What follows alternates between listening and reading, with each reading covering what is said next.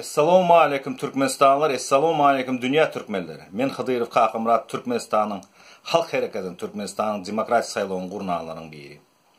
Aziz adamlar, Türkmenistanlar, dünkü men video rolüm bunları ağır deyiptir, yüreklerini. Men yönete aydama hazır yurt vardı, hazırlı yitik deyip millet yağlı.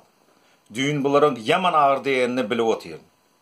Şoň üçin şöyle bir hapa binzrastını adamlar rolik başkaça rolik men ejem barada edipdirler.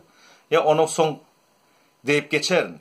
Yöne men size indi aydasım geli. Indi aç-açak hemme zatlar aydyp oturasım geldi. Hakikatin dostu yok deyip öňüm aydypdym men size.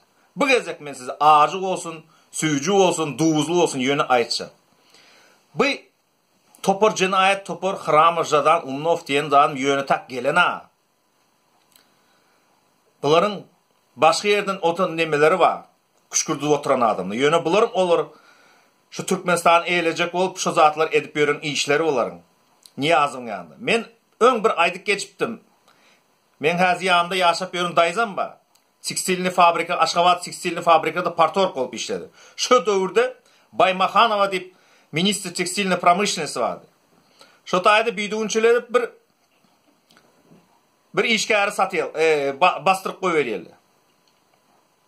Bu milletim, men adlarını aydı oturacak da bu milletim. Bu milletim, onların öz diasporaları güçlü.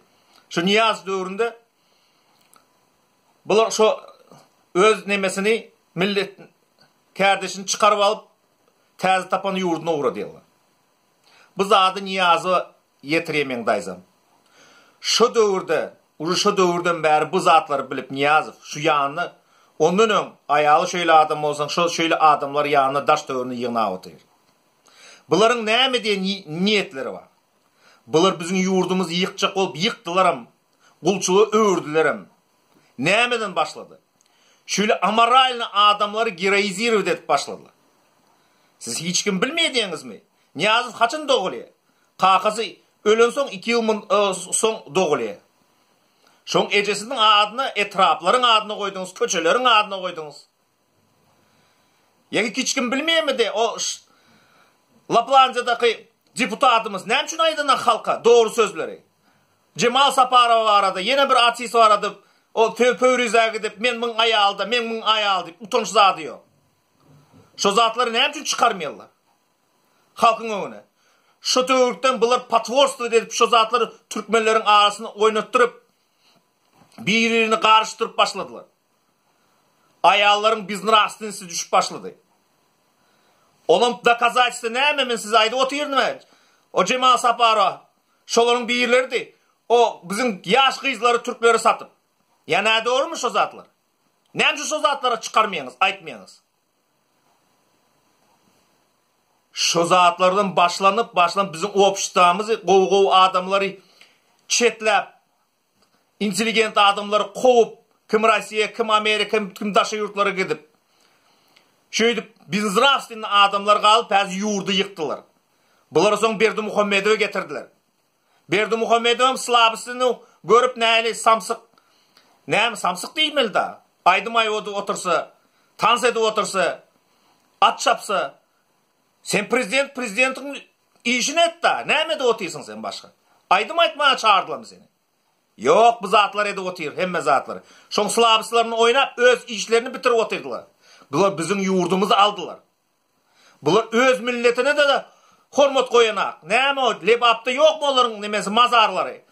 Yolutunda mazarları yok mu? Onların öz milletleri gelip şu mazarların atavalarını barıp bilen aklar. Sebäbi bunlar özünü olardan yokarı saklap oturuyor. Yine 3 sany adam, Jadan, Hram, Umnov. Ya Türkmenlerde şöyle kadrlar yok mu diye? Näçe güçlü kadrlar vardı? Öz kızlarını ayal edip beriyor. Ana bir baytal var ana. Çekya'da çıkıp oturuyor men palan pıskan deyip. Men adım ana OBS'de karadılar. Men hali yeter mi OBS'de? O taydı men sen karalarının çıkarıp yüzünü çıkarar näme? Hiç güzel. Yine men sana yeni ayda oturuyorum. Halkın hakkı var. Sen sözün ayda oturuyorsun. Ne edip sen çıktın? Ne için Şeyh Murad'ın yeğeni çıkıp bilen Türkmenistan'da. Sen yeğenin Moskva'da yiyor. Aziz adamlar, men sözlerim size yakmaz. Duuzlu sözlerim. Yöne men sözlerim, duuzlu sözlerim sizin yüreğinizde yerini taparlar. Yöne başka yerler yüreğinizde. Şu zehirlenen nemeğiniz Türkmenistan'ın ideologiyası, zehirlenen ideologiyanız yüreğini basıp alıptır. Siz ne görüңüz mı? Körmüsüz? Televizyonaya çıkıp otur, divanikleri, özü çıkıp bilen ak, Berdimuhamedov. Görüңüz mı? Bir gün aç giyili çıkıp neme diye, şu adamı seyredin, sravnit edin başka adamları. Ya buğday yığını giden vaktinde figurasını seyredin.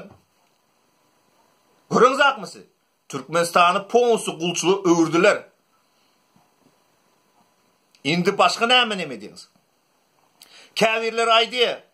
Men Türkmenistan'da yaşap görmedim, bilmedim bu zatlar. O zaman bari başka yere çıkıp bilip başladım. Sen gözün gördün mü? O ölüm dikliyor oturanda, Şeyh Murad ölüm dikliyor. Sen gözün gördün mü şu vaktına? Özün şu vaktına kalsa ondan govrak yurtlara aylantırsın.